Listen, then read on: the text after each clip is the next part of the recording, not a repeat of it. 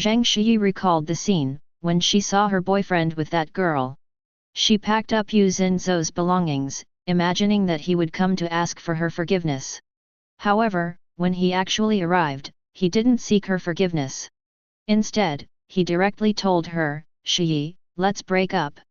He explained that, though he loved her deeply, he realized that no matter how hard he tried, he couldn't have the kind of life that those born with everything already have.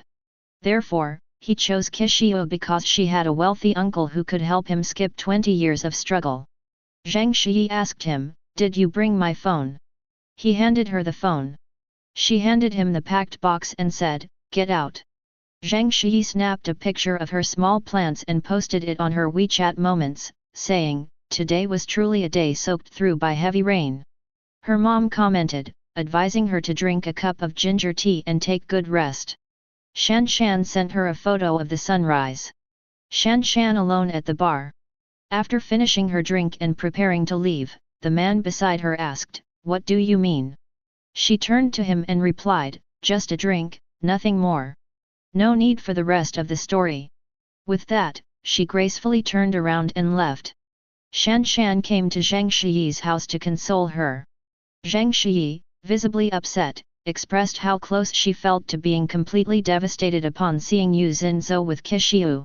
Shan Shan comforted her, saying, "Come on, don't be angry. I've told you before, a man like him is not worth it.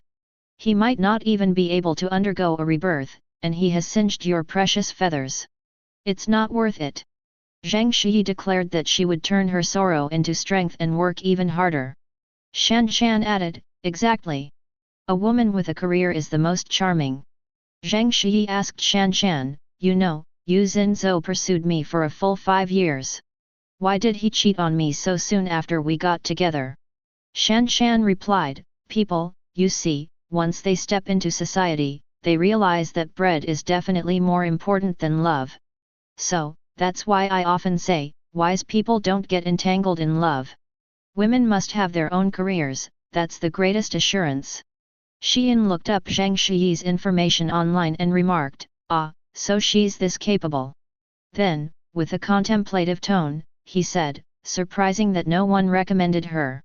He continued to browse through her web page, and in the end, he expressed a sense of reflection, saying, "It's been 3 years too." He reminisced about the scene of her in the rain.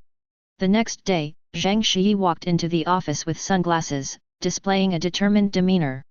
Su Yuling asked her how the interview with Xian went the previous night. She explained that Xian had some last-minute issues and rescheduled. Su commented, "Xian always likes to change plans."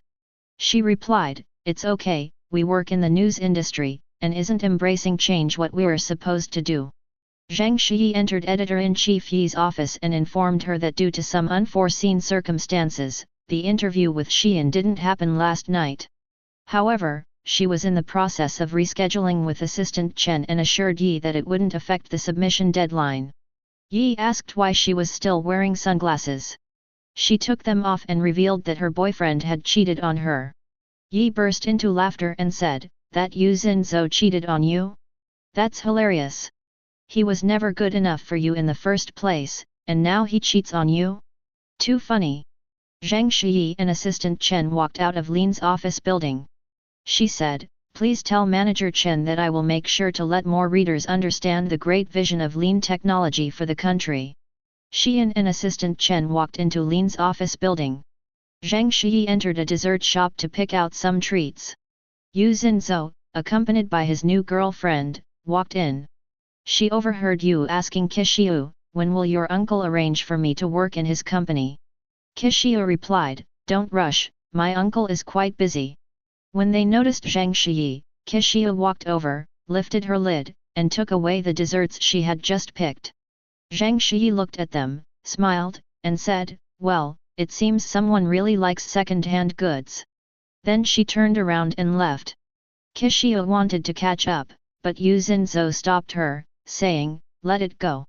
After Xian and Assistant Chen got into the car, they saw Zhang Shi vigorously kicking a tree.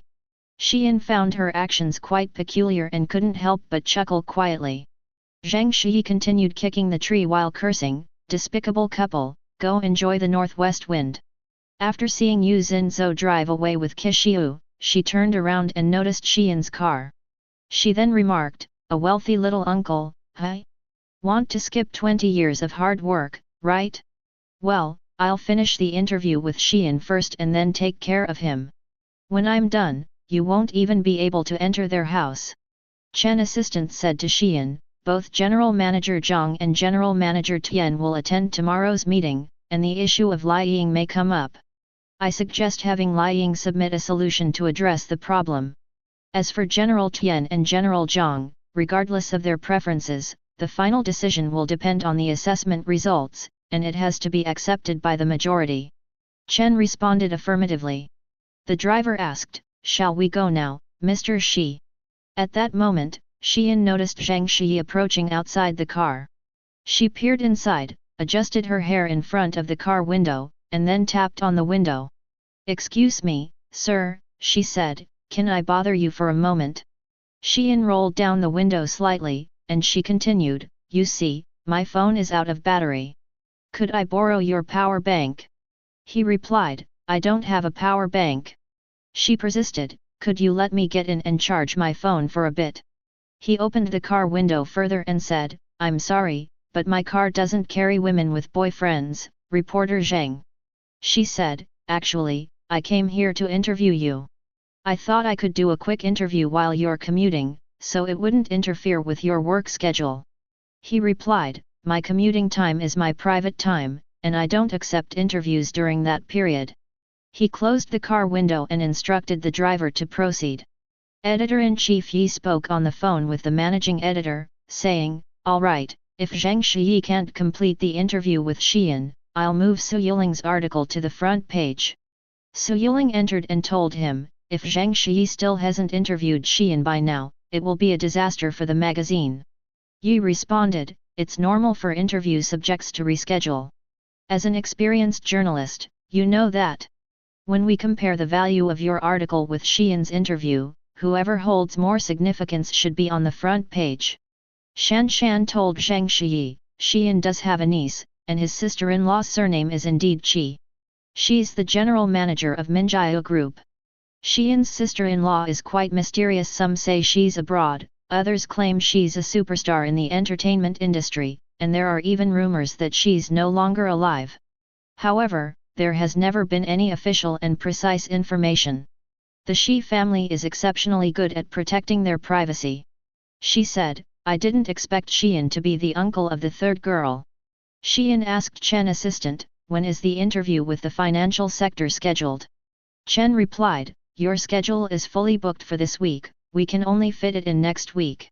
He then playfully sympathized and said, "Looks like reporter Zhang has no choice but to open the skylight." Xian responded, "Arrange the earliest possible time for her." Chen said, "The soonest would be next Monday." Zhang Shi called Chen assistant and asked if Mr. Shi could spare some time today. Chen replied, "Mr. Shi is so busy today that he hasn't even had time for a meal. It seems he'll be working late into the night again." Xian and Chen assistant were in the car when Zhang Shi called Chen. She suggested doing the interview on the weekend, mentioning that she would be willing to work overtime. Chen apologized and responded, "Sorry, reporter Zhang." Zhang Shi saw a message on Yu Xinzhou's moments saying he was about to start working at Minjiao. Shan Shan sent her a message on WeChat, saying, "You need to pick up the pace." So, she cast aside her low spirits and said, "I'll face the challenges head-on. The interview needs to be done, and I'll handle the situation. No worries, I, Zhang Shi, can definitely do it." Xian was in his office reviewing documents when Chen assistant brought in financial reports. Chen advised him to take a good rest this weekend since he had been working overtime every day this week, anticipating that the upcoming meeting wouldn't be easy. Xian replied, "Don't worry. I'll confront them sooner or later. It's better to reveal the truth sooner and see how they react." Chen agreed, saying, "True. But I'm concerned about your father. They've all been people who once helped you. With your strong stance, won't your father?" Xian cut him off, saying, "My father won't." During the meeting, Xian asked Director Chu to report on the financial situation for the third quarter. Director Chu stated, in the third quarter, total assets increased by 11%. Director Zhang praised Xian, saying, Xian, you haven't disappointed us uncles. After you acquire Liying, these numbers will look even more impressive. Xian responded, Liying Group has consistently failed to address core technical issues, lacking independent research and development capabilities. It resembles more of an intermediary. Yun Chuang, though relatively new, investing in such a company carries significant risks. Director Tian commented, securing support from the Guan family and acquiring Liying would be a double joy. How could there be any issues? Xian said, besides profitability, taking on social responsibility is crucial, and that aligns Yun Chuang and the Guan family's philosophy. After the meeting, Xian returned to his office, and assistant Chen brought him some tea. Xian asked Chen how the week's work was progressing. Chen reported that everything had been completed. Xian inquired if there was anything that could be done ahead of schedule, to which Chen mentioned Zheng reporter from the financial sector. Xian agreed, saying it could be done ahead of time. He then informed Chen that he would be going horseback riding at Uncle Guan's equestrian club tomorrow afternoon, so the time before the lunch break and departure could be cleared. Chen acknowledged and said, all right, I'll arrange that. Zhang Shi asked Nanan about the situation with Liying, and Nanan mentioned that Liying's public relations informed her that Yun Chuang was planning to invest in their company. Zhang Shi found it strange that Yun Chuang would invest in two companies in the same industry simultaneously. Chen assistant sent her a message saying that Xian would be available tomorrow afternoon from 1 to 3 p.m., asking if it was convenient for her to come. She immediately replied, convenient, see you tomorrow. She excitedly jumped up and high-fived Nanan. Nanan said, congratulations. You finally got Xian. Su Yuling overheard and began plotting in secret. When Zhang Shi left the office after work, and the office was empty, Su Yuling opened Zhang Shi's drawer and secretly took the interview outline she had prepared for Xian. Zhang Shi opened her wardrobe, holding her phone, and video called Shan Shan. Shan Shan pointed at the clothes in the wardrobe, saying, that black one, the tight-fitting dress. When you meet Xian tomorrow, make sure to not only look beautiful and elegant but also sexy and charming. He's a man, and there are no exceptions for men. Zhang Shi mentioned that the tight dress would be inconvenient for carrying a laptop. Shan Shan argued, why would carrying a laptop be more important than being sexy? Don't be fooled by what Yu Zhou said, about a girl's appearance not being important and inner beauty being the most crucial. It's a lie. Shan Shan said, tomorrow, you must make sure Xian's eyes and attention are all on you. That way, you might have the chance to discuss life, ideals, and more. Zhang Shi exclaimed, Shan Shan, you troublemaker. I'm going for a special interview. Shan Shan replied, yes, it's a special interview, not just any special interview, but one that's more interesting and full of stories. Xian was diligently studying Zhang Shi's interview outline. Assistant Chen called him to confirm the interview time for tomorrow, which was from 1 p.m. to 3 p.m.